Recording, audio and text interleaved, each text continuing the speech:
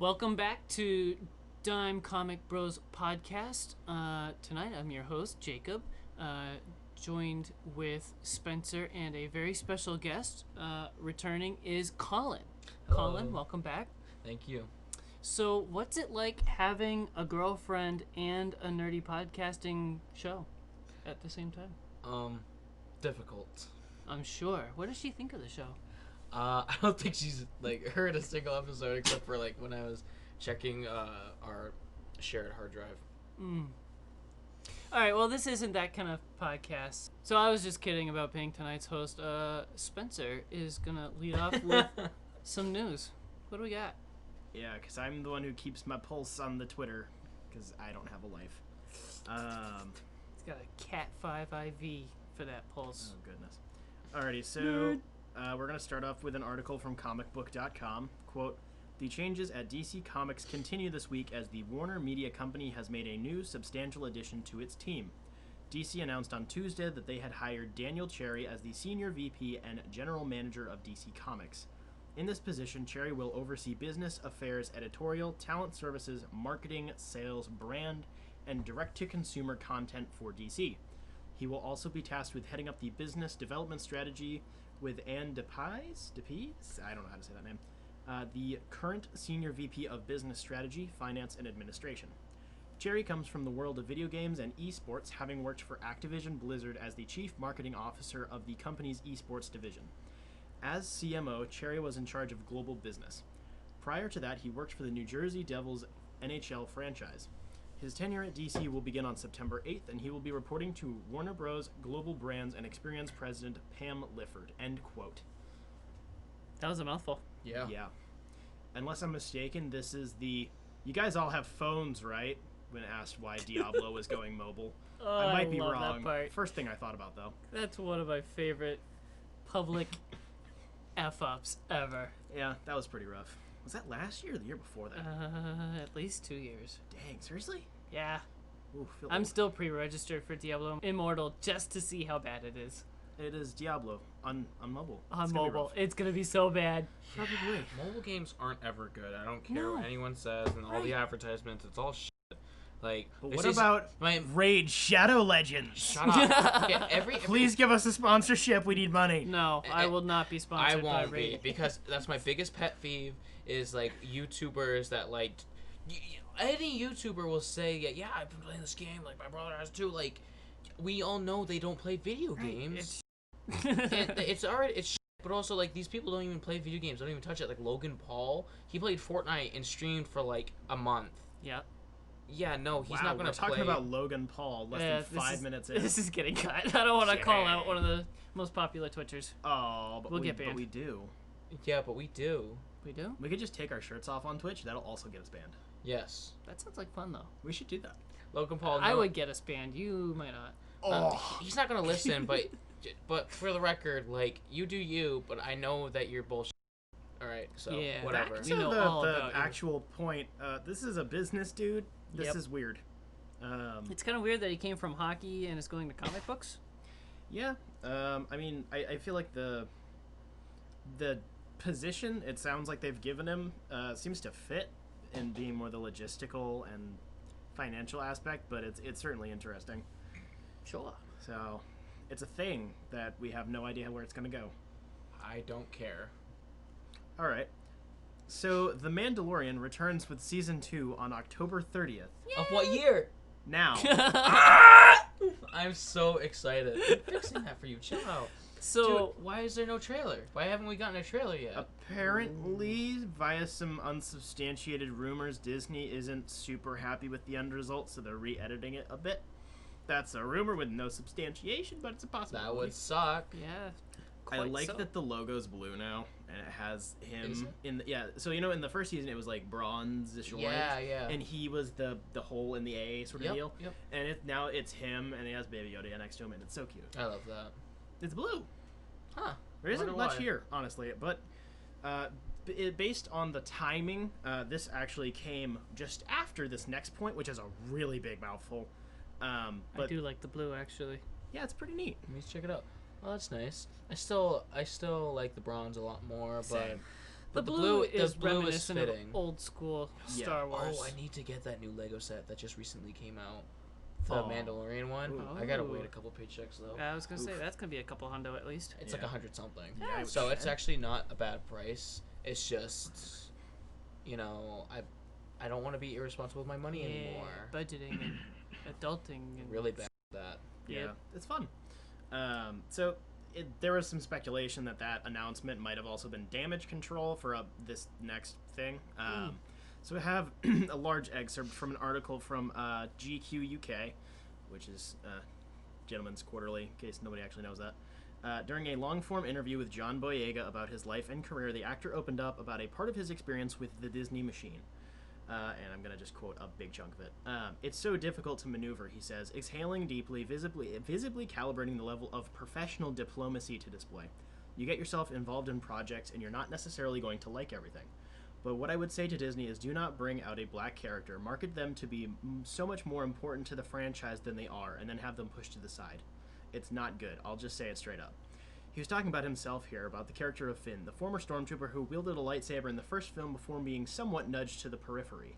Yep. But he is also talking about other people of color in the cast, Naomi Ackie and Kelly Marie Tran, and even Oscar Isaac, who he calls a brother from Guatemala, who he feels suffered the same treatment. He's acknowledging that some people will say he's crazy or making it up, but the reordered character hierarchy of The Last Jedi was particularly hard to take.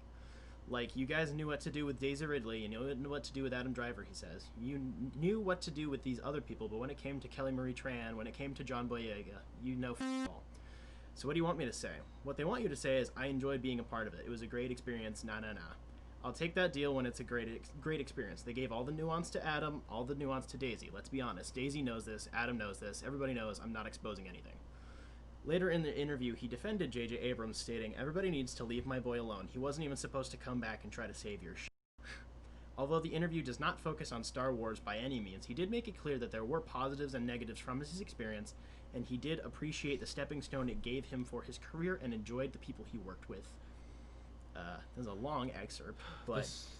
Besides him being like a black character, it's already just bad enough to do that to any type of character, whether it be black, white, or an Asian, because it doesn't... If you're going to hype up a character and make it look like they're the main character and they're going to be something that's big in the franchise, and then you just like push them off to the side as like shitty as they did, I mean, it's not really a new thing for Disney to, or not Disney, but for Star Wars to do this to its characters. We got Darth Maul, badass character, killed ridiculous way. It started with Boba Fett, badass character, killed ridiculous way. Yeah. I mean, we got those, and I can probably Most of I the characters loved are like that. I loved Kylo Ren, killed in a dumbass way. I mean, yeah, you're not wrong. Although it's obviously taken on a very personal level, which is totally valid, it does definitely show on a more overall level that they really did not plan this thing out at all. Oh, of course not. We all know that. I mean, yeah, we know it. It's just becoming more and more apparent by the day, where it's like, hey, at least for me, I liked Finn and Poe more than basically all the rest of the new characters. That's just me, but it definitely felt like those two got the shaft the worst. Oh, of course. Finn had arguably the most amount of potential in his character being set up. He's a renegade stormtrooper. That's never been done. That's really new. And he, by the end, was basically They just just ruined saying, it. "Right!" all the time. So They had an opportunity to show in this whole series that not everything repeats itself. You Because blew it. they just did it. Because like the Force isn't biological, it isn't anything. The Force just does shit it wants. That's what they could have shown. And also they could have shown with stormtroopers that like not every stormtrooper ends up being a bad person or wants to be a bad person. But Colin, you're a Palpatine. I hate that. That's so dumb. Should have been Rey Nobody. That would have been way better for the story. Like at first I thought I was arguing with you. I was Way like, back I mean, in 2017? no, I'm talking about like Palpatine. Oh yeah. So I was like, no, Palpatine, that would have been cool. And all the times before, I was like, I hope that she's like connected to someone. And then you opened up my eyes to the fact that like the Force does shit it wants to do. And I'm like, you know what? You're actually right. That makes a lot more sense, and it's better for character development and adds some difference and nuance to characters. Does Jacob have any thoughts on this matter? Aside from, how many times have you watched The Last Jedi? I feel like that's relevant. Once. Dang. Yeah, I watched Dude. it. Was that IMAX in 3D that you Yeah. went to? So, yeah, I saw it in IMAX 3D when it came out, and that was it. But I mostly remember a large part of that movie expanding on Finn's character and his relationship with Poe. Like, it was a large portion of that movie. Oh no, definitely. No. I think So- that part wasn't a problem. in I The Last honestly Jedi. think- I think we're talking don't about Rise of think- Skywalker. For I the think most I part. honestly think So- Last Jedi was like the most planned out one. Oh, to be I don't honest. think this is so much favoritism of actors and people and whatever the frig you want to say. I think it was just planning for the trilogy. And You're not wrong. people in charge wanted to focus on the big action and the big twist in Rise of Skywalker and like, What twist? There's nothing. well, whatever. I mean, But yeah, there's you a twist, have but I mean, his blood. yeah. So Palpatine blood. I don't know. Yes. This seems overblown to me. I actually loved I'm gonna tone it down. I liked The Last Jedi a lot more than I liked the others, but I loved its appearance. I loved its I guess aesthetic, for like a lack of a better term. I Yeah. loved its aesthetic. Like I love It if you had look some at the really good the shots. art. Like I have the art of The Last Jedi right there. Yeah. It's a lot of it is so really. It's like so cool and it's amazing. I like the fact that it's more on the. It's not subtle, but by comparison, it's kind of subtle for Star Wars standards. It's a little bit more implied, at least compared to 7 and 9 in terms of visuals. Obviously, comparing Rian Johnson to J.J. Abrams in terms of visual storytelling, they're very different. But I think Ryan was just trying to like not reinvent, but like he was just like trying to add something new to Star Wars instead of it being like a repeat. yeah, and then Disney's like, nah, they don't like it. We can't do that. Yeah. How much money was he paid to be in that trilogy? I mean, yeah. It's not like he's suffering for being it. Like, Yeah, even no, if it his isn't, character got the shaft in Rise of Skywalker, quit your bitching. It's true. Like I mean, that's kind of like the industry that you're in anyway. It's like you got into this industry, you should expect that this You're happens. in a Yeah, it freaking sucks. Star Wars But if movie. you're How in a many Star of us Wars are gonna movie. get that? Yeah, I know. Like you, not just one, three. Three. Yeah. I mean, yeah. All he did was like yell Ray, but like. There's something Daisy Ridley was also talking about a lot recently. She hasn't gotten any roles since Rise of Skywalker came out. Really? Yeah, she's been pretty public about that. She doesn't seem to be super pissed about it because she's starring in a movie that's coming out pretty soon. No, she was in another movie with Adam Driver, wasn't she? Like or a show or something. I don't remember, It but was like she was in medieval. something like that. But she's been in some stuff that's like getting finished now, but she hasn't gotten any new gigs since How much Rise of of that is Skywalker came out. freaking coronavirus, though? Well, yeah. I mean, that's definitely part of it, but like usually what they still actors have plan gotten these things. gigs like recently? I thought I saw her in something. Not many. Murder in the Orient. I quite like that. I'm Did you stupidly guys talk hyped for about the sequel to that. Robert Pattinson? That's the next thing. After rumors started that The Batman, I love saying it like that, had stopped production again due to a COVID diagnosis in the crew, it's been revealed that Robert Pattinson himself was the one who had fallen ill. A couple hours after that, Matt Reeves followed up since his diagnosis, stating that they will continue filming everything without Robert and including stuff with his stunt double until he is back to full health. All right. Bit of an oof. Big oof, I think. But I mean, One would hope he'll be fine. He's obviously in good health and he's young and spry. But yeah, there's also a lot of people. still suck. There's a lot of people who have gotten The Rock COVID. got it too. Yeah, and His whole entire family. Yeah, And he's but- still working out and posting stuff in the gym. It's insane. Yeah, it's just some people have it, but it just doesn't like take effect to them. Because I followed this person. I know it's TikTok, but it was a TikTok person, bad. Not really. But TikTok bad, Reddit good. Besides the point, this person had had COVID, and she went through like I don't know a month or two of this, and then eventually got diagnosed without having no COVID. So it was there, and then it was gone. So some people they can like her can be lucky enough to like it's just like go away. So let's just hope that Yeah. happens for Robert because I actually enjoy his acting a lot.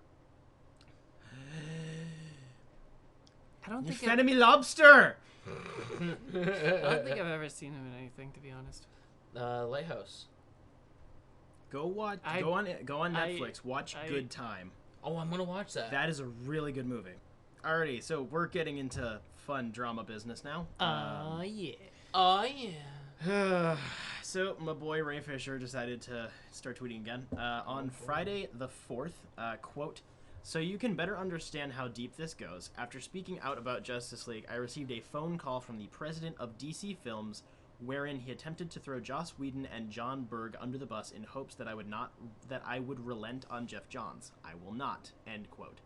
Following that up, I have an article from Deadline.com. Quote, a Warner Bros. Spokesperson issued the following statement tonight on behalf of the company. In July, Ray Fisher's representatives asked DC Films president Walter Hamada to talk to Mr. Fisher about his concerns during the production of Justice League.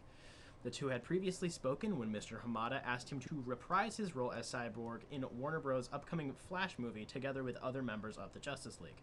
In their July conversation, Mr. Fisher recounted disagreements he'd had with the film's creative team regarding his portrayal of Cyborg and complained that his suggested script revisions were not adopted. Mr. Hamada explained that creative differences are a normal part of the production process and that a film's director/writer ultimately has to be in charge of these matters. Notably, Mr. Hamada also told Mr. Fisher that he would elevate his concerns to Warner Media so that they could conduct an investigation. At no time did Mr. Hamada ever throw anyone under the bus, as Mr. Fisher has falsely claimed, or render any judgments about the Justice League production in which Mr. Hamada had no involvement since filming occurred before Mr. Hamada was elevated to his current position. While Mr. Fisher never alleged any actionable misconduct against him, Warner Media nonetheless initiated an investigation into the concerns he'd raised about his character's portrayal. Still not satisfied, Mr. Fisher insisted that Warner Media hire an independent third-party investigator. This investigator has attempted multiple times to meet with Mr. Fisher to discuss his concerns, but to date, Mr. Fisher has declined to speak to the investigator. Warner Bros. Remains committed to accountability and to the well-being of every cast and crew member on each of its productions. It also remains committed to investigating any specific and credible allegations of misconduct, which thus far Mr. Fisher has failed to provide, end quote. Then, maybe 2 hours after that article came out, Ray Fisher responded via Twitter after the hashtag #IStandWithRayFisher hit trending. I think it was like number 4 or 5 in the entertainment section. Quote, thank you all for the support and for seeing through WB Pictures' desperate and scattershot attempt to discredit me to continue protecting those in power. I met with the investigator via Zoom on August 26th. Below is an email I sent to my team and SAGAFTRA immediately after. And for those who are wondering, that's basically a Actors Guild / Performers Guild. And then let me pull up the screenshot of that real quick. Hey crew, just got off the line with the investigator. Had to end the interview early before going into detail with him. He's definitely been put on the case by Warner Bros. Pictures, not Warner Media. His findings will go directly and solely to Warner Bros. Pictures legal. He also had another person on the line as a witness, which we were not made aware of. I told him I needed to have a rep on the line as security for myself. He tried to keep me on the line, but I told him I would need to consult my team before proceeding. Can we all jump on a call? Discuss soon. Best, Ray. And then he had a subtweet. It's also worth noting that I made it clear to the world on August 21st that I would be vetting the investigator to ensure a fair and protected process for all witnesses. WB Pictures has escalated this to an entirely different level, but I'm ready to meet the challenge. Attached was a video of Ray confirming he's not letting up and will keep fighting the good fight, and if this ends his career, he's okay with that. Oh, that's a lot. Wow. That's props to him, man. He is a king. Honestly, though, I'm glad he kept the receipts. He's a smart boy. Mm-hmm. Very professional in how he talks to his crew, too. I think the thing, it wasn't, if you don't read into it, the statement from WB Pictures isn't, like, horrible, but the fact that they're basically trying to paint him as uncooperative when they're pretty much trying to put him in a corner without, like, legal representation and he is being... But they aren't being wrong. He is being uncooperative with what they want, but what they want isn't the right thing that should be happening. What they were saying was, we're going to get a third party, and they can use that argument too. Right. In the video that he was talking about, he's like, yeah, you need to know where these quote-unquote independent investigators are coming from, who's paying them, because those things are important to these sorts of weird legal matters. Yep. So... I remember, I think it was last week or the week before that, it's like, hey, maybe we're not going to hear about this again for a while. Oh, hell no. This is just the beginning, I guess. So, this is And when did this take place? Most of this took place today. Damn. Yep. I was watching it while I was at work as it kept going off. It was freaking nuts. It's, hot dang. It's a lot. This is, I guess, going about as good as it was expected. He did literally tell them, friggin' sue me for libel and slander if you want to. And they seem to be trying, which is bad. It's just interesting how much he's willing to threaten his career with this case. Yeah. Like, it also doesn't seem, it's a very tough game, balancing how much he says to the public online, like how much that could hurt the investigation. Like, Right. He's definitely I'm being just careful. concerned he might hurt himself by saying too much online.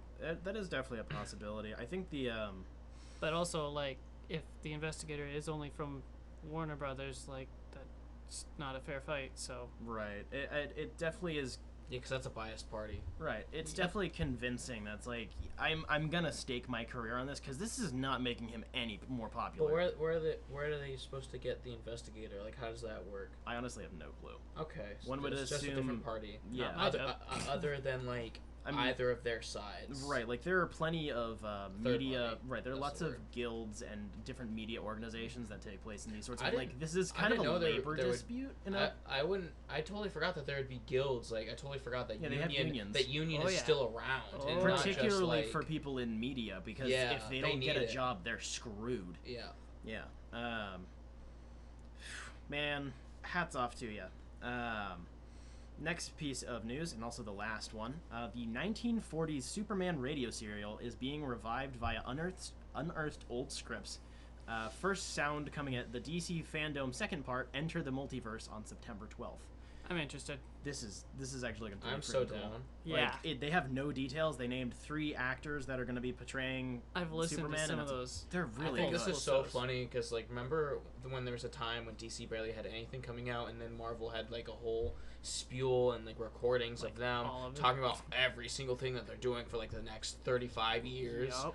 And then nothing. We got how nothing the from Marvel. turntables. And now we get this whole fandom and, like, actual proof of...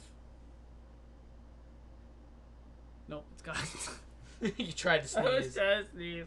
Well, that worked. Well, I mean, we got this, like, actual proof and, like, some, like, finished scenes and shit of, like, whatever they're working on. Like, we're actually getting stuff instead of just, like, how Marvel was just talking. Yeah, they definitely are.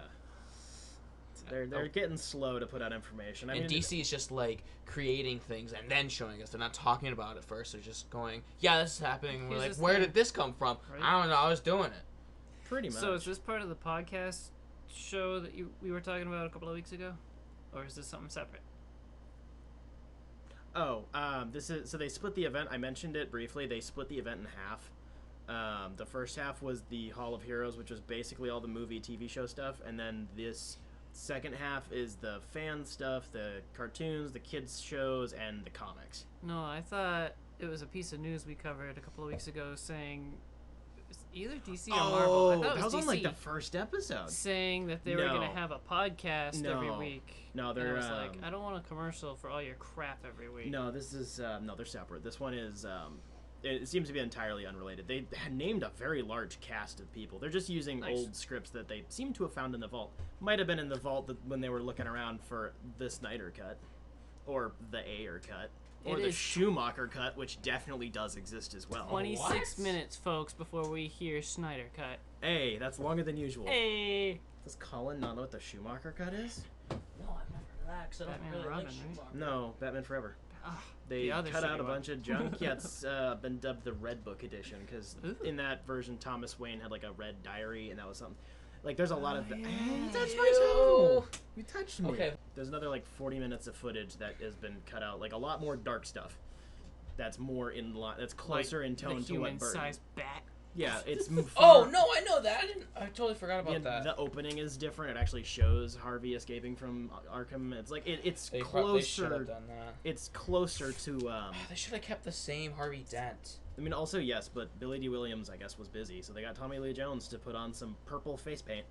That is the end of the news. It sounds neat. I kind of do miss radio shows, not gonna lie. Those were freaking sweet. as we're making a podcast, I mean, he says yeah. he misses radio Well, shows. you know what I mean? Like audio dramas and stuff. You know, they're cool and apparently not that expensive to make. Especially when you use like stock sound effects. That's why they did it in the 30s and 40s, because it was cheap Yup. and they didn't have TV. So, Jacob, what have you been reading? All right, so I get to whip out this full-page review that I wrote last week, but had to store because one of us wasn't here. Hi. I read The Gospel According to St. Michael. Woo! Which is known to Everybody simps as the I'm a DC simp. Universe by Mike Mignola. You know, on Facebook, I have a rank in his on his page. Oh my gosh! That says that I'm like one of his top fans. I knew that was gonna happen. And I was like, wait, what? You know I those just been aren't- liking his. Those aren't Cool. hard to get. I know, have but a I few just. of Yeah, I've had those. one of those but, before. but I mean, like, I felt pretty good about. Like, wow. Mike wow, personally gave you a little gold sticker. I When wish, I was a would boy, love- I had one of those too. I I would- forget for who. I would but had love if Mike sent me just a gold sticker. Oh. Mike, if you're listening to this, I know you're not, but hit me up, man. Okay.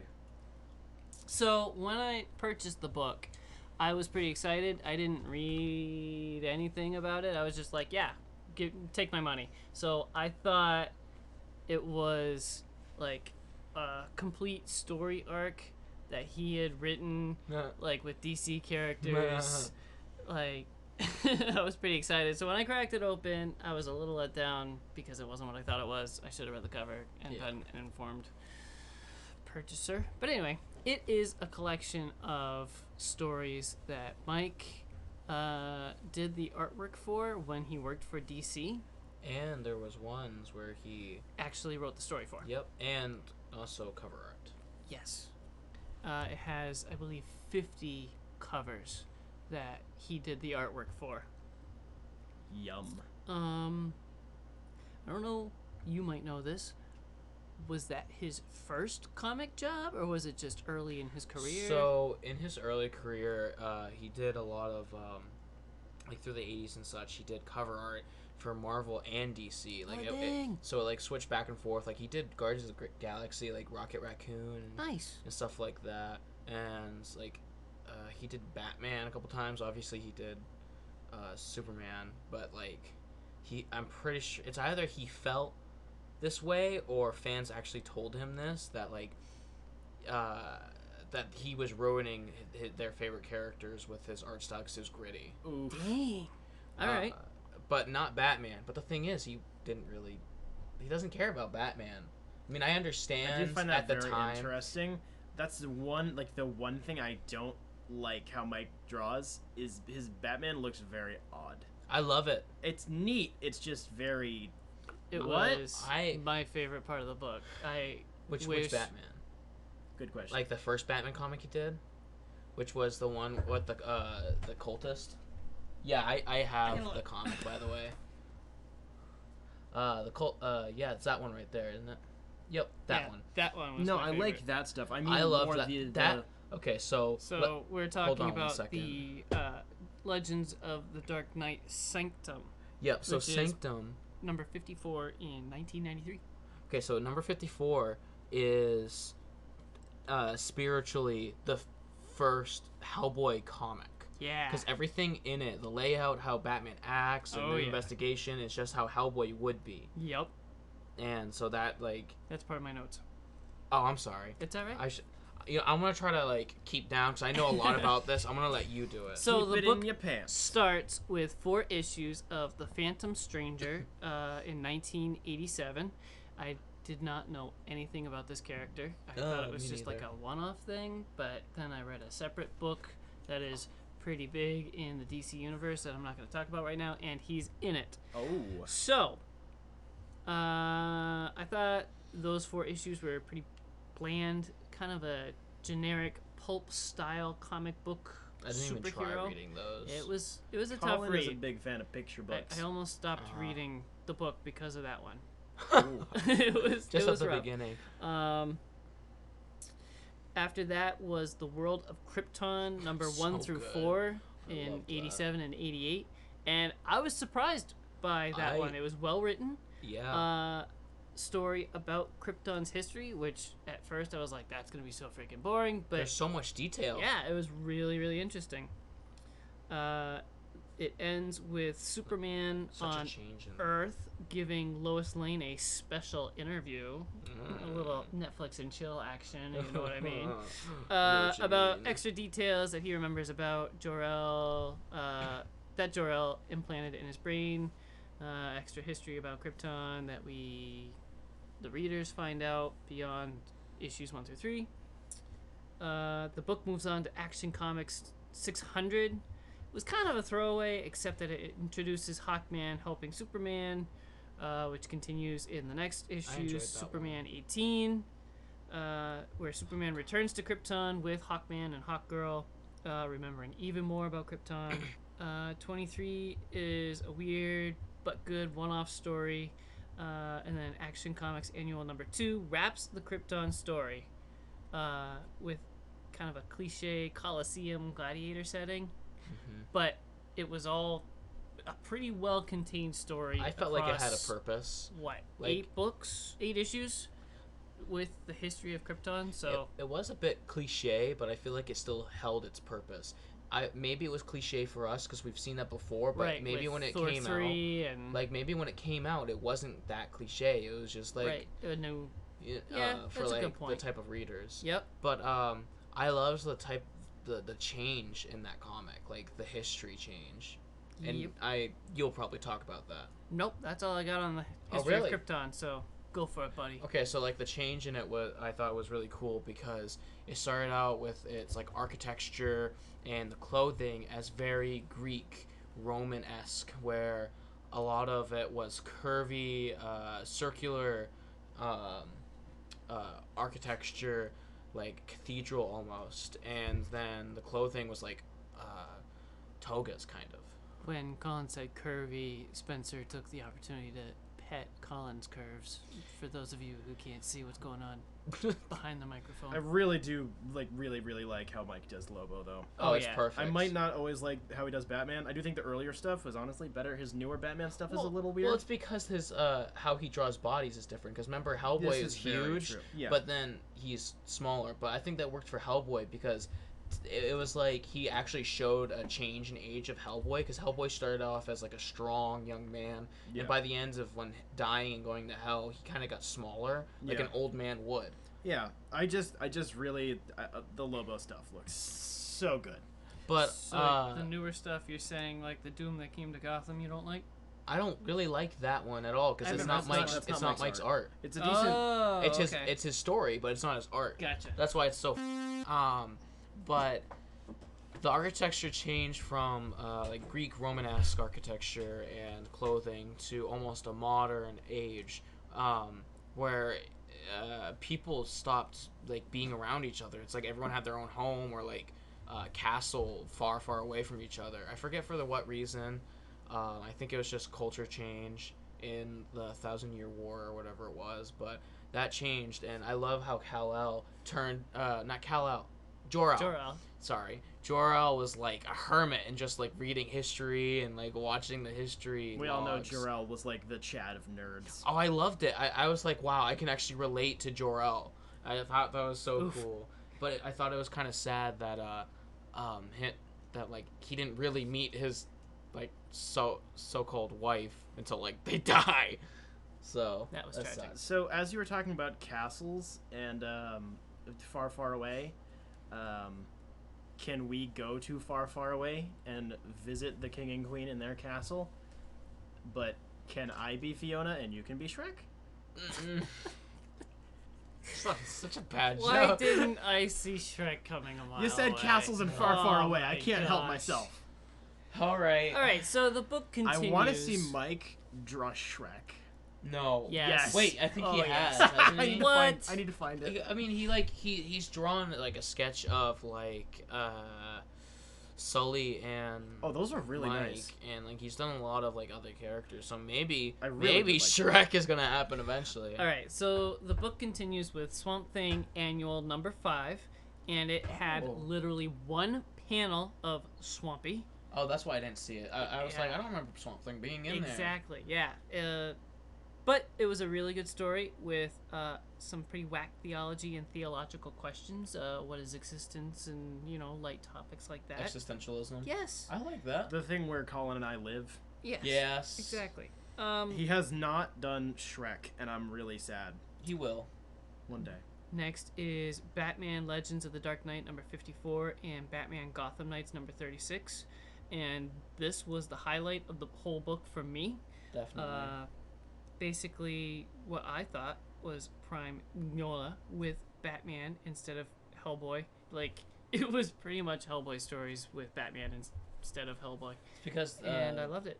That was written before, like, way before Hellboy. It took him, like, almost a whole year to even, like, start drawing out comics for Hellboy because of sketching and figuring out the storyline. So, Legends of the Dark Knight number 54 came out in 93, and Batman Gotham Knights number 36 came out in 2002. The book ends with Batman Villains, Secret Files and Origins from 2005. It is an alternate, maybe? Clayface origin, and I thought it was crap. I thought it kind of sucked. A lot. I don't remember Something that. about these books, these types of the DC universe by Blur to Blur, is they're never complete. No. I that's something I really don't like. Is because it's cool because they're usually going back to the well and doing more art. Right. But then the books aren't they're not all encompassing anymore. Right. It's just a screenshot. It's not like a complete work. I mean, and that's cool. It's just something that I don't necessarily want to buy. It's a really good read, but I'm not gonna pay for it and then put it on my shelf. Wait a minute. Are you talking about that one right there? Whoa, I didn't see that. That one sucked. Really? And that was the last one in the book. So it ends on a sour note for me. That one was really good, though. I didn't read that. That one was great. It took a while to read, like, a lot of these things. So I was reading through other stuff. I wish he... Sorry. Actually, you know what? ASMR real quick. That's the good shit. PP very hard. Very hard. Only if you could smell it, like... Oh, past the booth of the book. But the funny thing is... Oh, it smells like new comic book. You know what actually has the best comic book smell? Hellboy. Hellboy. I'm not even kidding. I love Hellboy, but like I smell actually agree with Colin. The Hellboy books smell I do better. not want to smell your copy of Hellboy. You can borrow mine. Why not? My copy of Hellboy is cleaner. You can borrow mine. All right. So my final thoughts. It was very interesting to watch Mike's art style develop through the book.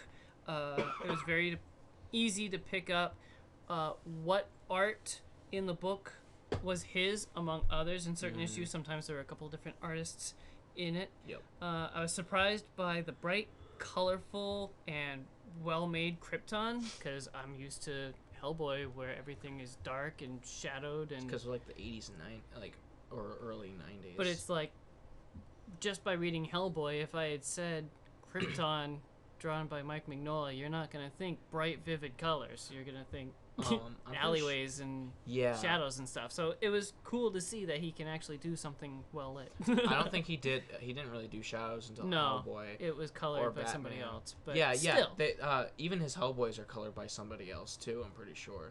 He only does the black and white, and he sends it off to his colorist. The Batman stuff is absolutely amazing, and I really need more of that. Overall, I'm glad I bought it.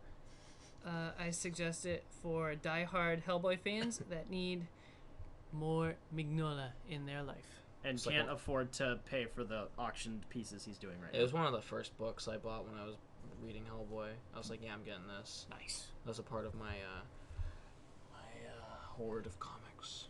Colin, what have you been reading? Oh, I haven't read anything. Come on, man, you've had 2 weeks. Yeah, I've been doing like academics for work, and then like car troubles and the wedding, all that stuff. You have brought shame upon this podcast. You must commit seppuku. You know how many? I'm probably gonna finish reading Actually, no. I kind of want to read Dark Victory, but I feel like I should read my volume 2 of Moon Knight first, because I have been reading that. I'm midway through, so I think I should. Dark Victory later, so.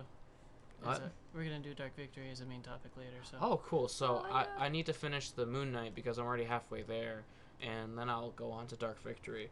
But yeah, sorry guys. That's it. Not even round Elimination. Shame. KO. Shame on your family. Shame on your cow. Speaking of, very mixed reviews on Mulan so far. Like, some haven't people even say it tried. sucked, some people said it was alright. Yeah, it sounds like they were trying to do some new stuff, but they didn't commit to it well enough, so it's weird.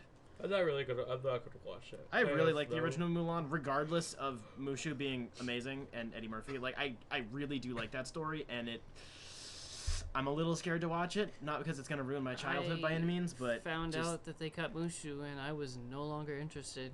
Like, the movie is obviously fine besides Mushu, but we can edit Donkey into it. That's Who's Mushu? about the same thing. the Red Dragon. The little The Eddie little Murphy dragon. They took the Red Dragon They took out? Mushu out. How do you take the Red Dragon out? Because it's realistic, and it's PG-13, which for a Disney live-action reboot thing is Realistic, weird. but they focus on the chick's chi, like it's the freaking Yeah, force. she's the chosen one now. Yeah. that She has is chi now? Yeah. That's the stuff it's that's scaring me. Is like- it's becoming Legit Star Wars knockoff Yeah. with the chi. like there's nothing crazy wrong with making it more mystical, but it's Right. like now she's the chosen one. Like that You was could the have had it even mystical with the Red Dragon. Exactly. yeah. It's like He's, but that's like, the thing with Mulan. He's a Red Dragon! He works for her ancestors. That's the freaking point of him being there. Oh, Yeah, like Mulan that's is my childhood. Don't yeah, touch it. Yeah, like that's the thing I with the honestly movie don't is like know she much did about it. she I watched it like twice, I think. you when I know, was a like kid. she trained and like got better. That was part of the movie was her improving, and now it's like, it looks like they're just going with, she's the chosen one and can kind of do anything now. It's like, I hate that. I don't really you're, like. You're when- watering down your message to little kids that they can do anything that they want Yep. by working. Now you're just saying you have to be selected before you're even born. Oh my Yep. gosh. I don't like when characters are just like the chosen one instead of like actually. I don't think working. anybody really likes the chosen one I trope. don't think so. I had. I was kind of expecting that it came out in like 2000, 2001. Nope. It came out in 98. Yep. So Yeah, I dude. was Nice. when that came out. So yeah, this movie is my childhood. Yep. Don't freaking touch it. No touch. So I was. Also, I can probably sing every song from that movie. I'd be right there with you. I work in a place where most people would probably describe it filled with toxic masculinity, and I have heard these grown-ass men singing songs from Mulan Nice. as like a quartet. So don't freaking touch it. Really? Yes, it was beautiful. Damn. It really warmed my heart Oh, he's getting emotional. to hear them singing. I am gonna make a man out of you. So I read the book that Jacob read last week, Dark Souls: Breath of Andalus. I basically agree with everything you said. It's not original, but like the art was really nice, and yeah, the protagonist felt very out of place for a Dark Souls based thing. It's really it. It was fine. Like it was enjoyable, and as you said, it was breezy. Are you reading this from a perspective of having played Dark Souls? Yes. Yeah. Both of you? Yes. How about I read it and tell you my perspective? Okay. Because I have never My played Dark Souls perspective! and I don't know anything about it. All right. Neat. And I'll tell you how I feel it from like How 'cause you- Colin 'cause- feels. Well, you know how it is. Colin wants to where, be where included. where you're trying. Thank you. Where you're trying And it's to small, like. so you can probably read it all. Yeah, by probably. next week. I could Yeah. probably read it tonight. Good. Do it. Because you know how it is where you're like, okay, I know I have a bias against this movie. The Last Airbender. Ouch. Can we not talk about that? Also, But- for the second week in a row, Vidya, if you're out there, please do a review on these Dark Soul comics. But I you try to be like unbiased and see, okay, maybe is this a good movie for just being a movie in itself besides its history? Wait, and we then got you're back just, to Mulan? yeah, there's like Mulan too. This is but a like, conversation I have with my dad relating to Star Wars a lot. Is like he's pretty. He knows I'm stupidly into it, and it's hard for me to like remove myself from that context to understand how normies view things. But also, why would you want to be a normie? why would you? It I'll seems so I'll boring. gatekeep for a minute, just for the sake of Back to the gatekeeping. Why would you want to be a normie? Existentialism? Why would you want to be a norm? Also true. Anywho. Anywho. Yep, you guys are gonna eternally mock me for that now. That was that. Jacob, what else have you been reading? I, after taking an 8 to 12 month break from the series, went back to Batman by Scott Snyder and Greg Capullo. Ooh. I read Volume 8, Super Heavy. Thick. Yeah. Is that Gordon? Oh, I yeah, never dude. understood that. I don't know anything about it. So, It's just in light feeling. Book 7, Batman is presumed dead, and Jim Gordon is approached in the first pages of this book to become the Batman. Kind of a detachment of the GCPD. The robot comes from them, and then he's supposed to work with them, but doesn't work for them, and you know how that's going to end up. Robot. Yeah, so they made a bat suit for him to work in. In the first fight, though, it's revealed that he has kind of a slim, skin-tight, light bat suit on while he's... Sexy Jim Gordon. Yeah. It's the twist and shout. So, I really, really like the design of the thin bat suit. It just looks slim and comfortable and easy for fighting. So, Why is he Batman? Batman is presumed dead. Were you not listening? I'm sorry, I was looking through oh, yeah, I see now. Batman is presumed dead. Along with the Joker. How many times does that happen? This- Good question. book follows Bruce Wayne having survived, and Jim Gordon knows about it. Actually, approaches Bruce at the end of the first issue, I believe, and says, "I need help doing Batman-y things." And Bruce Wayne says, "Piss off." So Bruce Wayne is his story is showing him volunteering and getting laid and not being a vigilante and actually loving his life, which is kind of cool to see.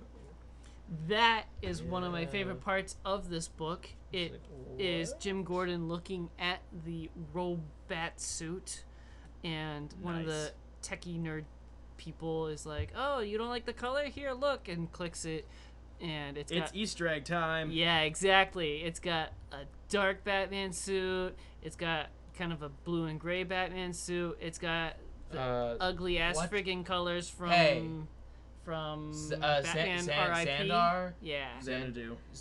Whatever. And it's also got the Azrael suit, Yeah. which I have a soft spot for, even though it's ugly as all hell. That's the The Azrael purple suit? gloves bug me. Everything else works, but the purple gloves. You don't Just like... stop. Oh, you don't like the purple gloves? That's like my favorite thing. What do you mean? Colin, You have to explain yourself. Colin, you just went full artistic. What do you mean? The Bat Truck was the annoying, I hate that. most annoying part of this book because it looks like a friggin' freight train. It shows Jim Gordon standing next to it, and it's at least 3 of him tall. It looks so stupid to be called a truck. But aside from that, amazing artwork, amazing Greg Capullo story. is, for me anyways, like half a rung below Mike Mignola. I adore his art. I love... Yeah. Hot takes. Capullo is freaking awesome. I like... Hot takes like hot Okay, cakes. so that's the artist for that, right? Yes. Yeah, and the Capullo? colorists that they have that he Okay, usually so- chooses, they're freaking nuts. Capullo and Mike Mignola are definitely my 2 favorite artists in the comic industry.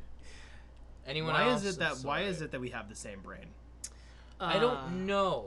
It's kind of disturbing. You're the writer though, and I'm the artist. It's not like we can be in one. Too bad we couldn't have been just one person. I have a feeling Our that brain would have exploded. Yeah. Are you See, two that's what we done did. kissing? Not yet.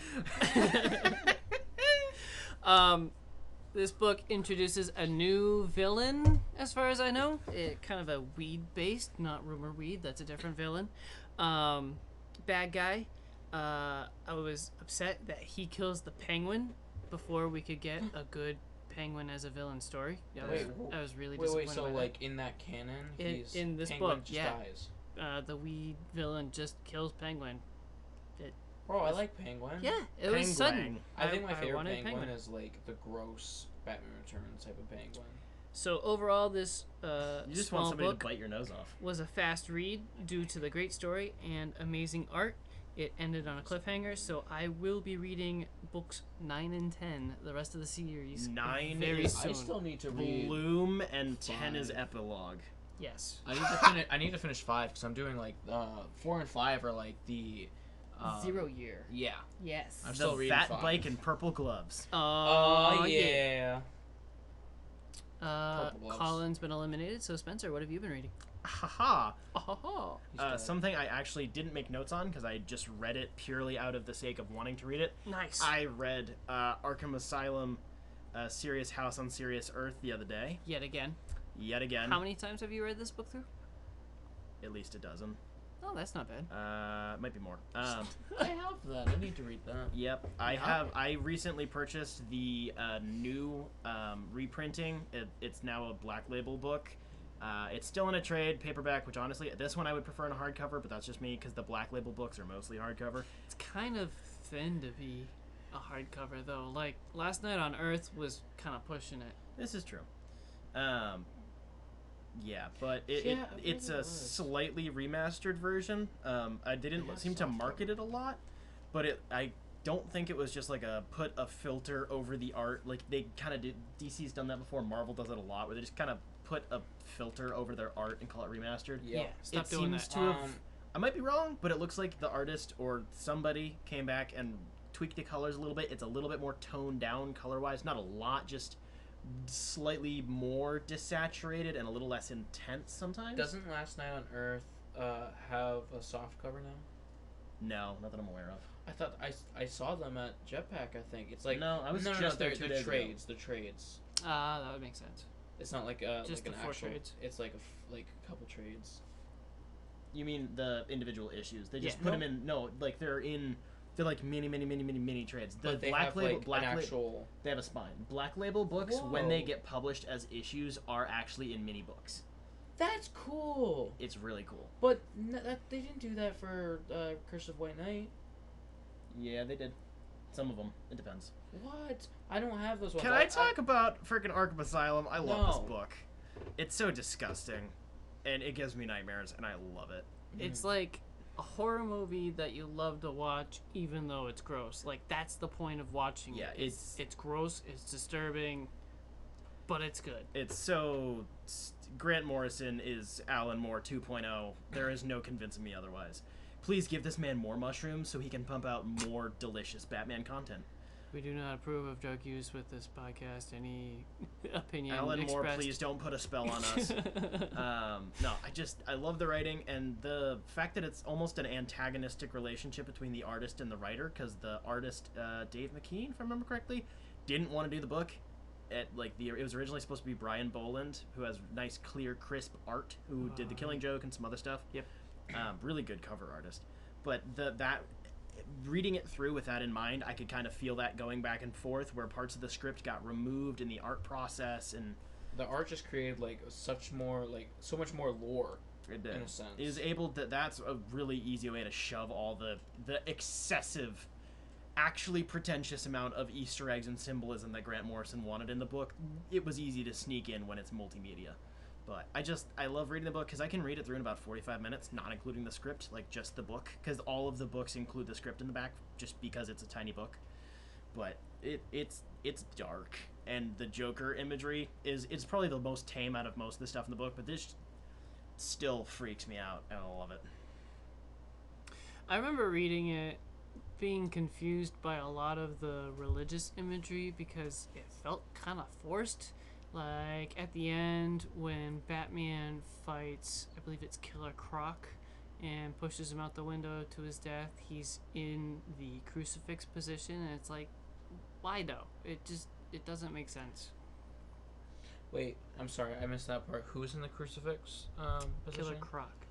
That is odd. I think it's just And, like, it was very intentional. It was probably just for the sake of having iconography. Honestly, that seems That's to be like annoying. the one of the bigger responses, especially at the time, was like Grant Morrison is just trying to shove so many things in here that Yeah. some of it doesn't even make sense. Right. And But it's, I like it's it. in the script Yeah. that he wrote that you can read at the end of the book. He's like, yeah, this was very intentional, but it's like, Why? wait. Because he wants it. Because Yes. he thought it looked cool.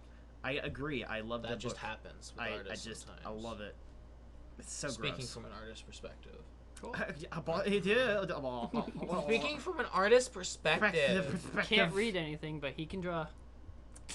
You're so right. Jacob, have you read anything else? Yes, Yep, Jacob wins. So, I win because I finished reading Shadows of the Empire for those long-time listeners. The comic or the heard book? Our first episode, I believe I It mentioned. was number 2. Colin, shut up and stop moaning. Stop moaning. That I started it. I finally finished it. It was the novel, the actual book, not the comic book. That will be soon. It's a good read. I was a little surprised by, as Spencer refers to it, the terminal horny themes. Prince Shizor is a good idea. I really like the mob story. But they make him sexy. Yeah. Why? But they make him like Why not? a rapist. He's green, and he's got like a rat tail. Yeah. Why not? He's like Why does he need to be a sexy? wicked Because creeper. why not? Colin 'Cause has terminal horny. But why though? Colin has terminal horny. Why not? So you guys don't understand the reference. I really liked the mob story kind of part, the mob movie There part you go. of the story. One might even say Scorsese-like cinema. Yes. That's not cinema. Anyway, I did not like him being so caught up in himself and how he's the wisest of them all, because there were several times where it was like, all right, now pull the trigger, and he's like, no, I'll wait for the perfect opportunity because I can see the future because I'm so wise. And it's like, Sounds like a But Bond villain. you literally have it right now. Just so several of those cliches, but overall it was a really good filler in between episodes 5 and 6, Noise. because when you watch those movies back to back, you're like, wow, there was a huge time jump here. What the frig happened? This book is part of it. Would you two stop touching each other? Stop touching me. I'm barely doing anything, and I love his reaction because he's like, he's just like flicking his arm. Stop it! Because Stop it! that one's for Patreon right there. I was trying to get it here. Okay. So that concludes what we've been reading.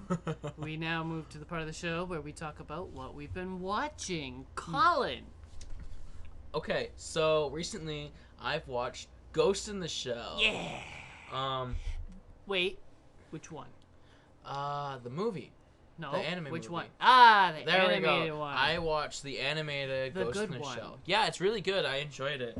One thing I noticed is that I felt like it was kind of short, but it's because there was like two parts in the two segments in the story where it was mainly just scenery and music, and it wasn't dialogue, nothing. Yep. And I was like, this is super weird because it didn't feel like it did anything to it other than give a lonely vibe. So I guess that's what it gave to it, was that it was lonely, because I guess like what I got from it was a movie about existentialism and the value of a human. Because what's the value in a human if you can just get the same thing out of an AI that you can just replicate? Like, a human is harder to replicate, but an AI isn't at this point. So like, what's the value? I mean, the value could be that it's so difficult and that it's like worth creating, but in this it was like a whole existential I always took crisis. it as just setting the scenery and showing us some of Japan. So Okay, I guess I got totally different. Like, I just saw loneliness and I was like, wow, this, like, it's lonely like her, and she's just like wants something more, because if you notice, there's barely any action. I mean, when there is action, it's really good, but there's barely any action, and it's mostly dialogue, which is a lot of anime. Yep. And I appreciate that a lot. Like, the main character didn't really have a form. Like, there was a form, but you could tell that it's not, because of this unsettling male voice for this female animatronic. It was like, very unsettling, and you could tell that it was just like, this is not him. His form is just code, but his code is so, just, what's the word? It's just so intricate in his thought pattern, because he had like the same thought pattern as her. I forget her name. It's hard for me to remember names if I've only watched something once. And this is definitely something that you gotta watch a couple of times. I want to watch it again. It's freaking deep. It was really good, but I did feel like it was lackluster in a way. Like, I didn't really like the ending too much. I explained this to Spencer at one point, but I can't remember now. I would have to watch it again, but other than that opinion that I did have, I think I really enjoyed that, and I'd watch it again. It was very in-depth, like, just questions of reality. Oh, there was one thing. So everyone's always trying to get to the next, wants the next thing in technology, you know, the biggest next gen. You know, I can't say words today. Everyone wants next gen. But one of the characters didn't have an automatic gun. He had a revolver. He had his trusty revolver, and he was the only human in Unit 9, I think they were. And Unit. And all the other, like, characters were just like, why don't you have an automatic? And he's like, well, this is my lucky revolver. And they're like, okay, well, that's a waste of time, but whatever, as they're shooting up everyone else. And then they, like, reference that again when he was using tracker bullets on this car that they were trying to find. And one of the guys was like, did you get it? And he's like, yeah, I got it. He's like, well, you could have gotten 2 trackers in it if you had an automatic, but he only had 1. So it's just like, okay, whatever. I don't remember any of that. Really? I'll have to go back and watch it again. I feel like I know exactly what Jacob was thinking about the entire movie. Boobies. No? There was a lot more boobs than I, like, thought there was. I mean, I knew there was going to be boobs, but I was like, there's a lot in this. One of my favorite We are parts intellectuals. of the whole movie is right in the opening when the bodyguards have the briefcases and the box of the briefcase falls apart and it's an automatic weapon or a Yeah. submachine gun. Yeah. Automatic weapon. Whatever the phrase. It's not automatic. It's freaking cool. Cool, pew pew. That was really Yeah. cool. I was expecting her to jump in, like, way early and, like, beat bad guys, but, like, she didn't really do much of that in the beginning. So I Other was than that, reading the book today. Oh, really? And it adds a lot of extra detail. A lot of it I didn't need, but today I found out the opening scene where it shows the androids coming up out of the weird water stuff. Right? You remember that?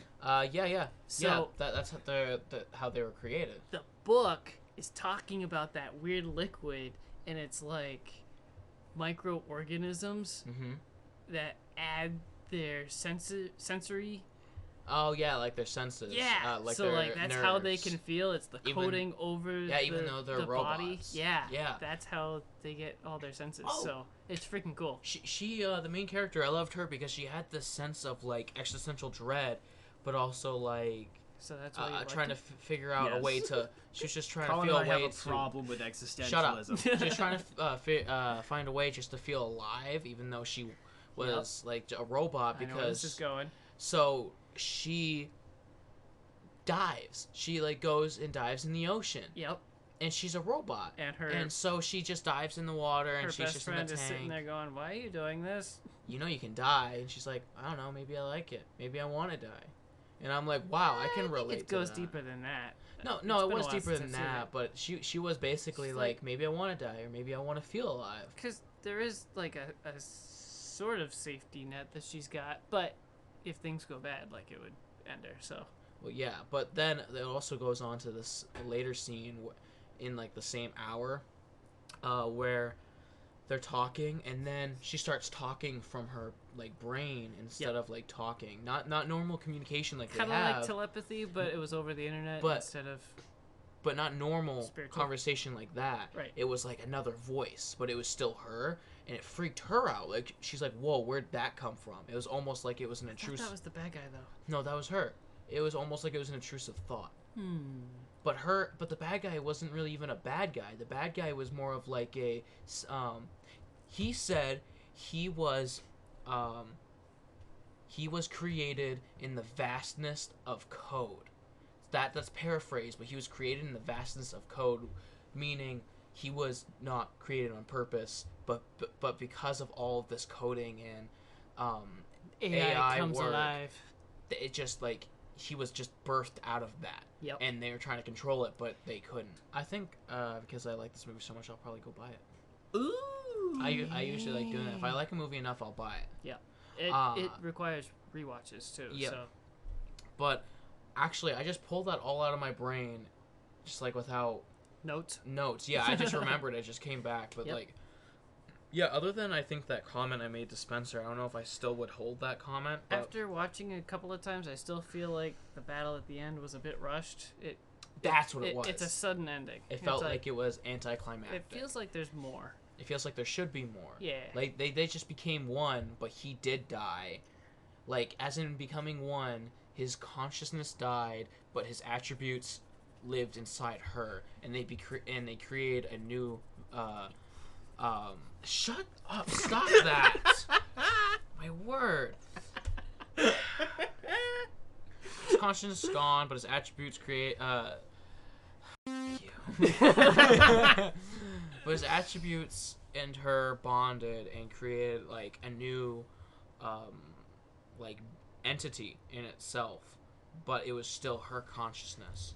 And of course, with doing that, her body did like break and like get destroyed, and so her friend got her a new body, but it was like a child. So of course, she just became a totally new thing in itself. So I would like to blow your mind for a minute. Are you sure you can do that? It's not the first time I've blown it. Oh, yeah.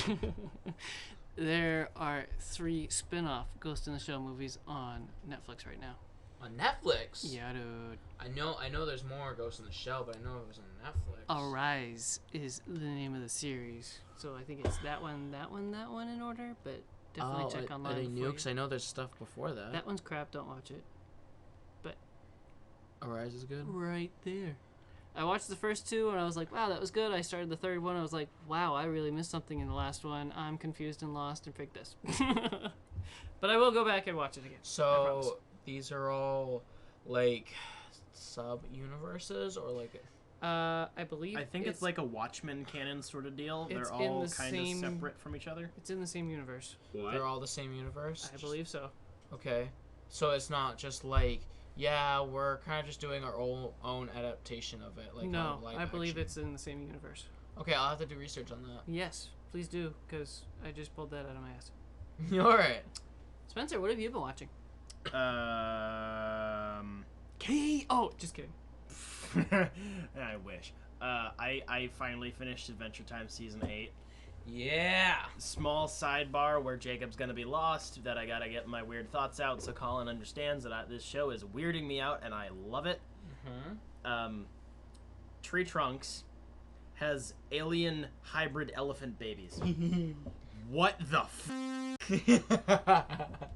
Also, cheating whore cheated on Mr. Pig. What the hell is wrong with her? I don't think... No, they didn't...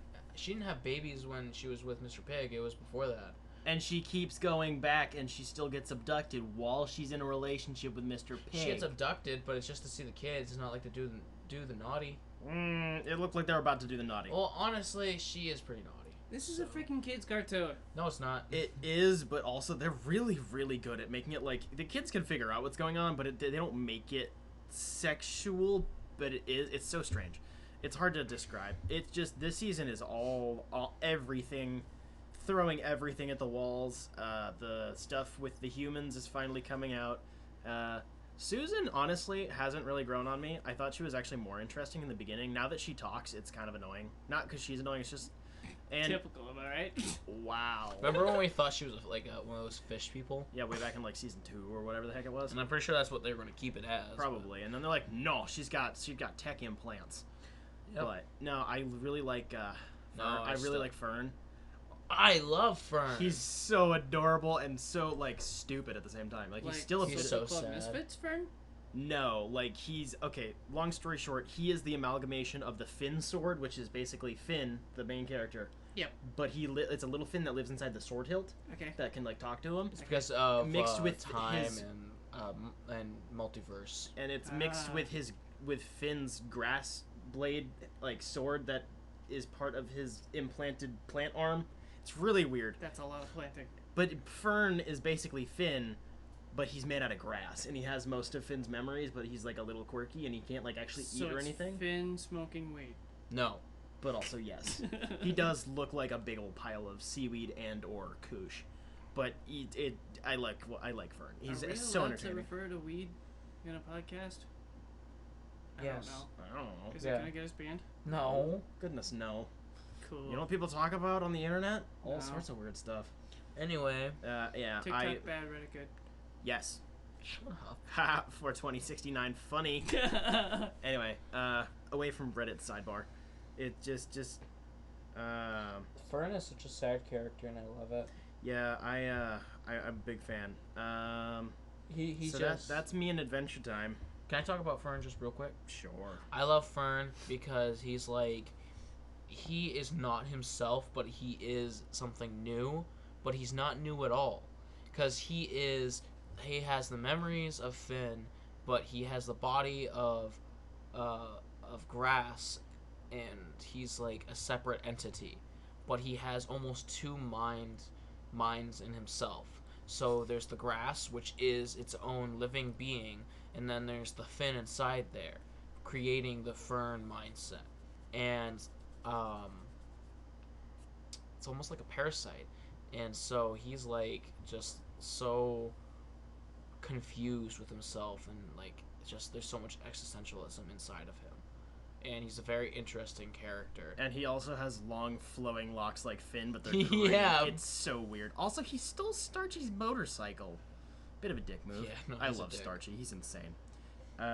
Colin? Nope. Jacob. What have you been watching?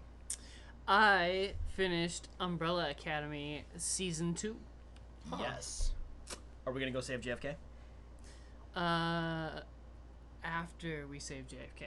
Okay, just But as long first, as we gotta save John Fitzgerald Kennedy. we have to save JFK.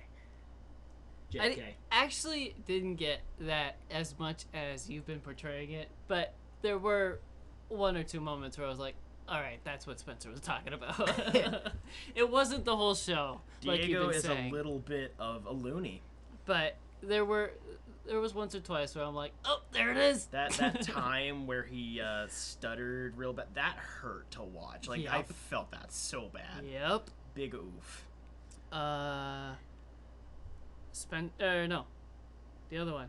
Colin, Hi. you're wrong. Go watch it right now. Really? Yes. Is it good? It is good, dude. Okay, because it looks kind of just like, I don't know. Don't Like- listen to Silas. Silas is wrong. No, it's not listening to Silas. I had an opinion before Silas talked about it. Uh-huh. I don't know. I if watched it's- it. I started watching it before either of you guys started watching it. And then I watched you it the didn't day- finish it. Because I wasn't liking it, and I was like, wait a minute, was it this cringy in the first season? No, I did go back and watch season 1 over time. Was season 1 cringy sometimes? No, I mean it has that gentle tinge of a little bit of teenage angst because it's Gerard Yep. Way. That's just how he writes. Yeah. Obviously, it's portrayed in the shows adapted from his work. But I mean, they take too much time showing some slow, emotional moments. it I can, wish it can feel a bit It was long trimmed sometimes. down a little bit, but whatever. Like, 5 is still. directorial Yeah. choices. Do you like 5? I like all of the kids, honestly. Which 5? Good question. He doesn't know about. I know he what we're talking doesn't I know. always also, liked of course, he does. Klaus, but I'm not liking him in season 2. Same. He- He's a lot less complex. He's just kind of there. They did dumb him down, but it was Yeah. for comedic effect. I mean, for sure. I And like that I they thought it gave hit Luther more pretty well. room in season 2, even though it's him still being a simp. Honestly, I don't know. Those sorts of characters are always more interesting for me. Then Klaus is just kind of doing his own thing, and it's interesting. But aside from him and I can't remember the other character's name, the guy in the past. Oh, what's his name? 4. No, the oh no, Klaus's boyfriend from Vietnam. What was his name? I don't know. I I can't remember his freaking name. know. Anyway, like that stuff was interesting, but the rest of it's just he started a cult. He started a cult, guys. He started a cult. The cult stuff was funny. It's funny. It's just the same joke over and over again. It kind of got on my nerves. But Ben, I think they kept it short enough that it Yeah. wasn't overplayed. I was watching those scenes to watch Ben for the most part. Oh, I love Ben. Ben was I love his power. Ben was all over the season. I quite liked it. So I don't know if it was better or worse than season 1. It was just It's different. more of the same stuff. Yeah, just a different storyline, like whacked out enough that it's not telling the same story over and over again like some shows do. They definitely feel back to back. Like that Flash. part they nailed. Like you can go right in from the last episode of season 1 right into season 2. Yep. And you won't even notice that they have, 6 month difference. Except and that five young looks Five a little is bit older. a lot taller. Yeah, he got a bit taller. They had to dress him a little differently to make Yep. him look short. Well, yeah, because it's a kid growing up. So the only thing I have left to say is that it has an incredible cliffhanger ending, and I need more now. Yeah, they did the emo thing that everybody does. Back Colin. to Colin. You've been watching anything else? Are you meditating? Yep, just like the Air Nomads in season 3 of Legend of Korra. Nice. Good segue. Segue. Thank you. Yeah, I was just finished season 3 of Legend of Korra, and I have to say that I absolutely loved season 3 because Zahir as the main villain was amazing. So, do you guys know anything about Legend of Korra? No. A little bit. Okay. I watched it when it came out, and I wasn't paying a lot of attention. So, this season actually introduces quite a few new things, like more of the Beifong family, the second sister who has like 8 kids. Does this have nothing to do with the second sister from Star Wars? No. Dang it. Epic crossover time. Okay, so season 3. Stop. Epic crossover time. Season 3 was really cool because it brought back the Air Nomads because of what Korra did in season 2 by opening up the spirit realms, and the Air Nomads, people randomly became Air Nomads, or Airbenders, because the spirit world got joined back with the human world, and even though bending is usually passed down through generations and stuff, it just started randomly picking people. Like this family of well-known metal benders. Yep. The Beifong family, one of them is an airbender, and I thought that was really cool, and I just love the airbenders in general. I love how they adapted more to that. Like, my favorite character of all time in Avatar now is Zahir, the main villain, because the first thing that you see is him in a locked cage, and the first thing he says is a poem from the Air Nomad Guru Lahima, I think. I think that's how you pronounce his name. But it was just so cool because he was talking about how he learned how to levitate by letting himself be untethered from worldly things, and he learned how to fly, and he didn't touch the ground for 40 years because after those 40 years he died. So the rest of his life he just didn't touch the ground, and I thought that was so badass. And so once he said that, he escaped his cage and went to go try to free his other friends, and all these benders are the strongest benders ever, and they didn't take into account about his airbending because he was never a bender before. This happened because of the spirit realm being joined with the human realm, and he got airbending. So nothing was they didn't take precautions for airbending, which I don't think you can. Air's everywhere. But with waterbending, the waterbender, she has no arms, but she uses water as limbs. But you can stop waterbender from waterbending by making the air dry, but she's in a volcano, so there's no waterbending. Then there's a lava bender, which is a subcategory to earthbending, like how metal bending is. So a lava bender is in the middle of the ocean in a wood island. He gets saved, and then there's the fire bender who fire bends with her mind, which is combustion bending. It's like a giant from her forehead. It's just this straight line, and then something blows up. And she was in an ice cavern for 13 years. So are you saying The Fifth Element is a prequel or a sequel? Element. I think you lost Colin on that one. Yeah, you did. Classic sci-fi. Oof. I've always been more of thriller, I guess. Yeah. Like, But We gotta get this boy to watch Jovovich. more Star Trek. I don't know if I'll watch Star Trek. But- Yes, you will. Mia give Jovovich, me specific episodes, but I'm not watching the whole thing. Oh, Give me episodes that matter. I will give you like 6 episodes per series, and I will pick out 3 movies, and you Okay. will like Star Trek. Okay, that's fine. I with me. will convert him. I just don't want Wrath to. of I just don't want to Khan, watch stuff that's not like Spock's important Return. or like that's not interesting. Because there's fillers that are good, I know. but like That's the thing I do love about Star Trek is it's always for Just- me it's always balanced the filler episodes because they're all still really enjoyable to watch. Yep. Because it is very like episodic. I'm surprised I never watched Star Trek. Like I just never did with my dad, even though he watched Star Trek: The Next Generation. Yeah. And he's still watching it now on Yep. Amazon Prime. Same. Yep. And I just never really watched it. But So Legend of Korra. Legend of Korra, I just love the Air Nomads, and because I just always love like the monks and stuff, and like they're If Colin wasn't a Christian, he would be a Buddhist. We all know it. for sure. We- I probably would. Anyway, Legend of Korra. Is that the end of Legend of Korra? Yep, Legend of Korra is just awesome because I love the Air Nomads. Wow. I would be an Air Nomad if I wasn't in Legend of Korra. yes. Spencer, have you been watching anything else? Tenet. And that's all he can say without spoilers. My turn. Yeah, don't think, just watch. Not Empty your mind. kind of actually, yeah. Just watch it. Don't think about it. I'm gonna watch it probably 5 more times before I give it some sort of proper I'll need to full watch it with you. thing. Yes, you do. But like, probably one of my favorite Nolan movies. The visuals are phenomenally well done, and I find the story far more interesting than a lot of his other ones. Not because I don't like Nolan, but the way that this thing is done is I can't describe it without trying to spoil things, but you won't even understand what the hell I'm talking about.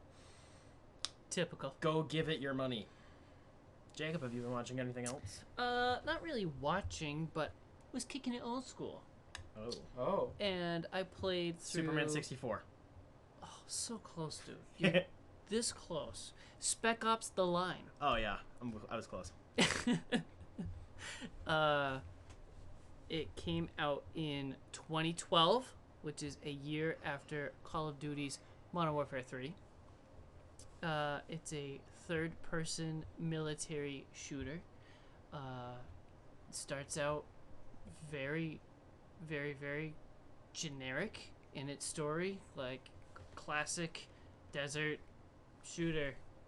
Like, wow, kind of clunky controls, kind of frustrating. McClunky. I might not even finish this, it's kind of boring, but as you play more and more, you're like, something's not right here, and it like just increases more and more and more to eventually portray the game's depiction of PTSD and a guy gone crazy. Interesting. I already knew about I already knew about the twist at the end, but it took kind of a while to get there.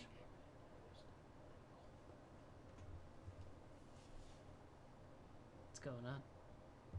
Not that I'm aware of. Isn't that a weird like?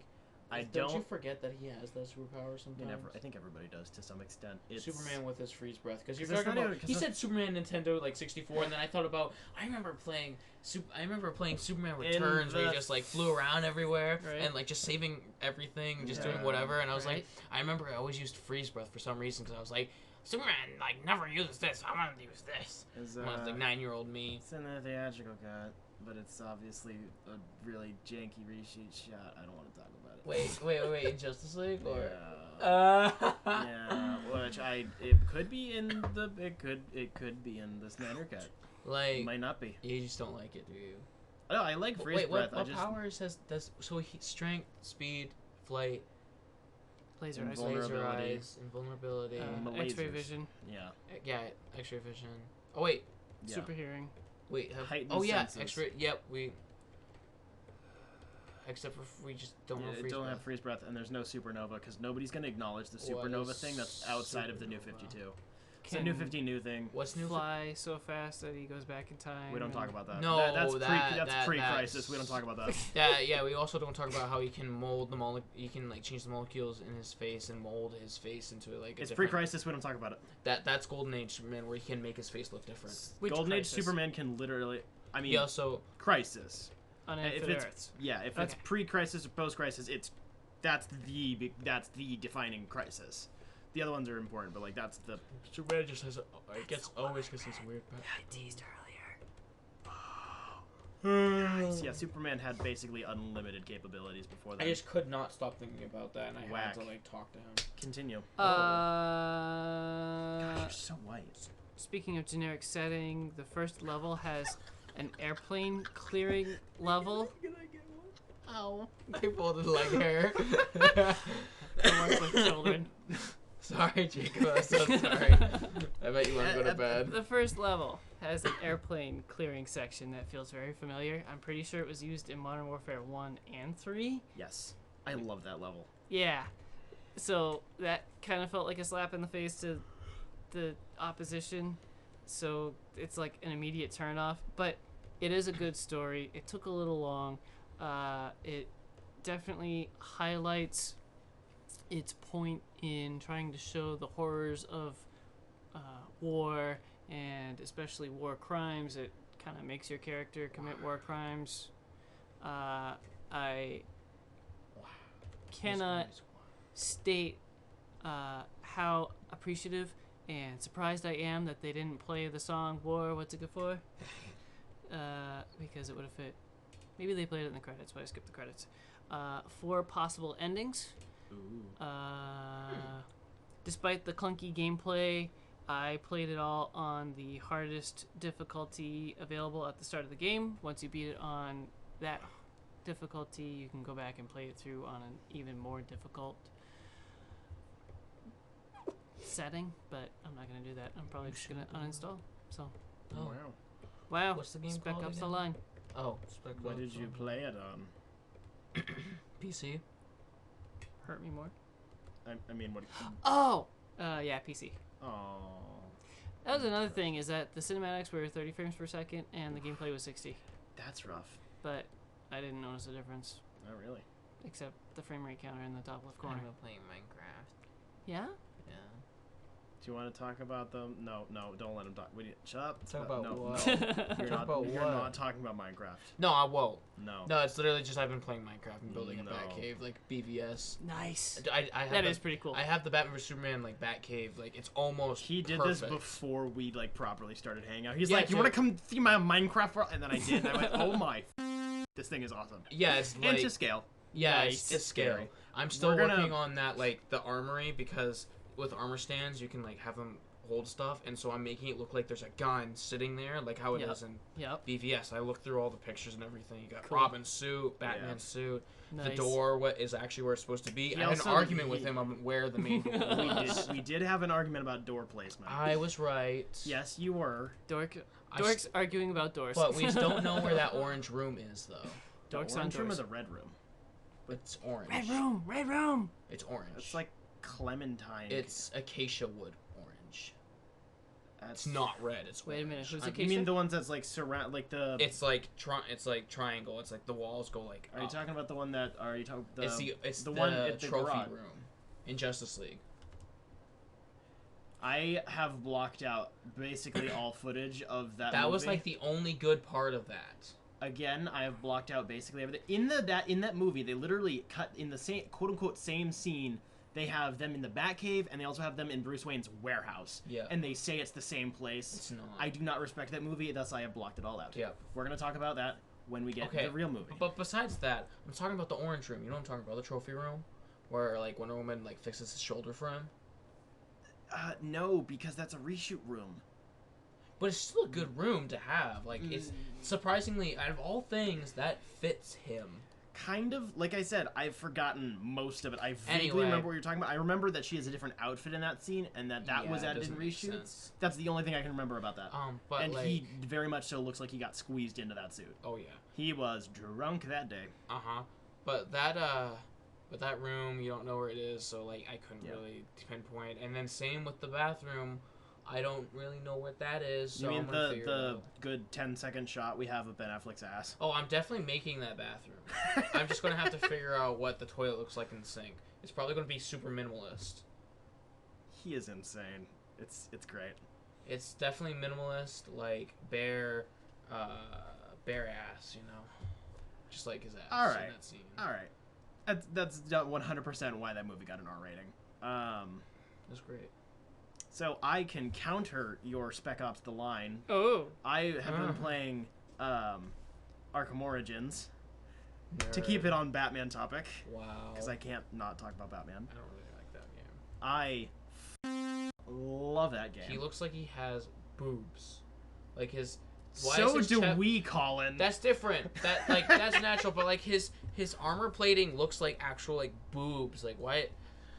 So I tried reinstalling that 6 months ago and playing through it, and I couldn't handle the ultra fuzzy graphics. I don't know what it was. I actually did look cranked into everything how that works. up, and like the doors looked overgrown with moss. Yeah. Like, So the aside from the fact that it wasn't very well optimized, which for me is my biggest problem with it, is I enjoy the physical style. I like the shift in color palette and tone, and also Batman at Christmas is perfection. right? I love Batman at Christmas. So that's Yes. like one thing I did like about Origins. And Noel.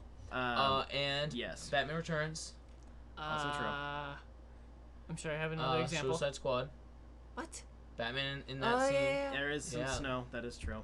And it was around Christmas time. They were getting Christmas presents. That is true. Anywho, I really like lots of the things about this game, but yeah, the technical stuff seems to be where it's lacking for the most part. Extremely. It's not super well optimized. It's not broken, but it's not optimized super well, and the graphical downgrade from City isn't bad, but it's kind of obvious that they didn't have as much horsepower to put into it. Someone please make a mod. Oh, there definitely are. But I it's didn't see been one. it's obviously like 80% reused assets from City in terms of like the physical City and the texturing and stuff. Yep. And another good reason to set it at Christmas, because then you can put snow over it and it looks different. Yep. Which does make it actually harder to navigate the world, because it's a little harder to spot like landmarks and stuff for me. But I love the story itself. I mean, we live in New England. You're not used to spotting landmarks with snow on them. Also true. Very true. But like, I really like the physical style. I like the tone. I like the weird Christmas vibe going up against Batman's an absolute asshole, and like he friggin' yells at Alfred multiple times, like kind of constantly. He yells out, "I'm an asshole." No, Oh. he just yells at Alfred like all the time. Just the fact that it's about him learning that he needs to like help like he needs people. He can't just do it by himself. Just that sort of stuff is really nice. I like the really twisted romance of Batman and Joker. I think they did that really well. It doesn't need to go over the same story beats over and over and over again, but some of that stuff and the different voice actors. I kind of actually prefer the voice of Batman over Kevin Conroy sometimes. Don't at me. Not in terms of the voice itself, but in his performance, it has more to it. Kevin Conroy in the Arkham games, Night excluded, can be a little flat. The lines are great, he's great, but Roger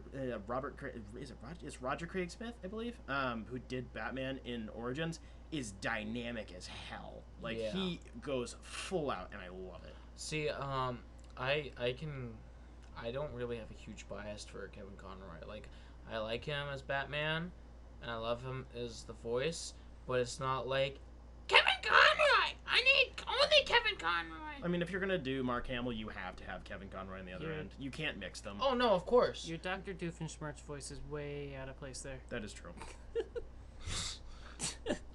But yeah, there's definitely some technical problems, and some of the bosses are not great, and then other ones are really good, but I really, really like this game. It's so good. The detective elements are even more played up, and it's snowy. No, I do like that. But in terms of the so you were talking about like the in-game graphics were still fuzzy for you? Yep. I haven't had that problem. What are you running it on? PC. Huh. That might be why. I don't Maybe it's know. a port. It might be. Obviously nothing on Night's port. That thing is still a nightmare.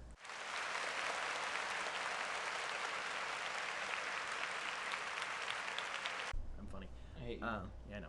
But yeah, so I actually like the fact that they have the cinematic cutscenes, which are very obviously pre-rendered, and they have that, I want to say, like, checkerboarding texture over them. Yep. Because it helps it helps bring up the quality, so you can't actually tell when it's lacking. So Right. It looks impeccable to this day. And then you have the actual gameplay, and then you have the in-engine rendered cutscenes, which still look pretty good. But it could have used another layer of texturing for sure. But my gut says that it couldn't, like, physically handle it with all the new stuff that they were doing or whatever. There's probably a reason why it wasn't as polished as it could have been. I like it a lot. Well, It's better than Night and City. so Don't at me. as a tiebreaker, I saw the first episode of The Boys Season 2 today. You just gotta win, don't you? Yeah. I mean, I have nothing else that I've done. Have you? We couldn't leave it No. as a tie. We could have left it as a bow tie. Get out of my room. Get out of here. The Boys is great. I can't wait to watch more, and I'm disappointed that it's weekly release. Shame. Yep. So Does anyone have any final thoughts or points? Spencer and Colin had a sleepover last night to try to cram Swamp Thing, because that was supposed to be our main topic this week. And We failed. Yeah, they fell asleep at roughly 3:30 in the morning, I had a wedding. and they were only halfway through the show. So maybe next week. Definitely next week. But that's why we've been so ramblomatic I'll watch it. tonight. So we'll be doing that. Yeah, we'll be doing that next week. I have one really nice note of housekeeping, but before that, do you guys have anything? I'm actually all set. Neato. I got Housekeeping, nothing. which is officially the last segment of the show as of last week. We did make that decision without you. We're gonna have a little housekeeping section at the end. Maybe. To plug socials and or have housekeeping updates, like the fact that we now have a website. What? You go to dimecomicbros.podbean.com. We have a little website. It's nothing crazy, but it's a good place. It holds all of our podcasts as well as some information. We got a little about page. You can find links to our social medias, of which you can find us on Facebook and Instagram and Twitter. And you won't find me. Nope, it's basically all me. I'm a boomer. Yep. You can also send us an email at dimecomicbros@gmail.com. Send us a meme, send us a complaint, hate mail, anything. Just interact with us, please. And we are available on Spotify and YouTube. I think we did get a hate mail. Right? What? Let me see. What? I want to hear What? hate I mail. just checked it out. I Yeah. can't. What? I'm so happy. We got hate mail, and I'm so happy. I believe it was episode 4. No, it would be 5. Was it 5? I believe so. Okay, 4 or 5. Last one we were together. I spat out my best impersonation of "Come on, son!" and Colin didn't understand what I was referring to. So today's hate mail comes in from a family member, to be honest. I cannot believe Colin doesn't understand the psych reference. Crying emoji. Come on, son! You other two should culture him. I would like to volunteer myself to Apparently. culture Colin.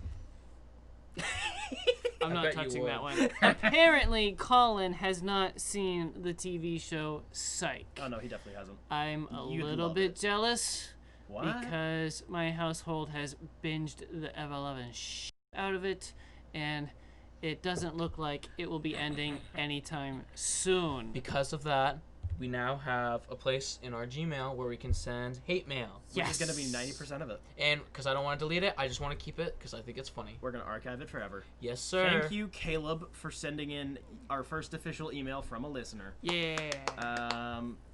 Yeah, so if you guys, whether you're listening on Spotify or YouTube, do the things that make the algorithm happy. You know what it is. We Yeah. refuse to say it because it pisses me off when I watch other stuff and they Please say like, it. comment, and No, subscribe. don't say it. Follow I'm us cutting on that out. Spotify. Don't cut it out. We're not saying those things. See what's You know funny? what to do. Apparently, if you say that, it actually helps. It does. What? You just Yes, actually, people just do it. you People just know what to do. Yeah, but no, it actually people forget all the time. People just say forget. like, comment, follow. Just do it at the end or like smack dab in the middle, and nobody really cares. Yeah. Just don't be like, ha, this and just say it and get it over with. Don't say it like you should. Just say if you liked it, like, comment, follow. See you guys later. Yeah, that is all I have for housekeeping. So go visit our website. Give us many clicks, please. And we'll be back next week to actually discuss the 2019 Swamp Thing TV series. Yes, sir. We will. Yeah. I think we're done. Yep. Thanks for listening. Are we done? Have a good night. Or morning, or whenever you're Have listening. a nice poop. Mm. Whatever you're doing. It is important that you have a healthy sized poop during the day. At least one, if not two. Make sure to consume fiber. Yep. Mm-hmm. And if things aren't flowing regularly, Sometimes mint consult tea. your health Mint tea physician. can help. mint tea. Yeah, my mother-in-law told me that. Huh. Yep. I understand that sugar-free chocolates usually do the trick. Really Or like dark chocolate? Or jelly beans. I don't know. I think it's the artificial sweetener in it that just makes things run better. They just flow out of the butthole. Yep. Yeah. Yep. Alright. Just slides right out. Nice.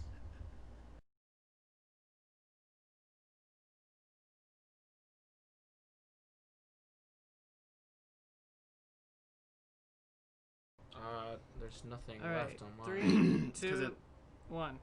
Did you add more? Sorry. Stop with the chittering. It All reminds right. me of We are more recording. listening. You're gonna have to cut that, obviously. Hey, you.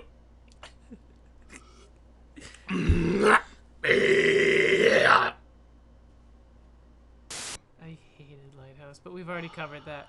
Bro, I love Lighthouse. Yeah, so doesn't your Yes. boyfriend here. Don't touch my asshole. Was that don't touch me, asshole, or don't touch my asshole? Ooh, good question.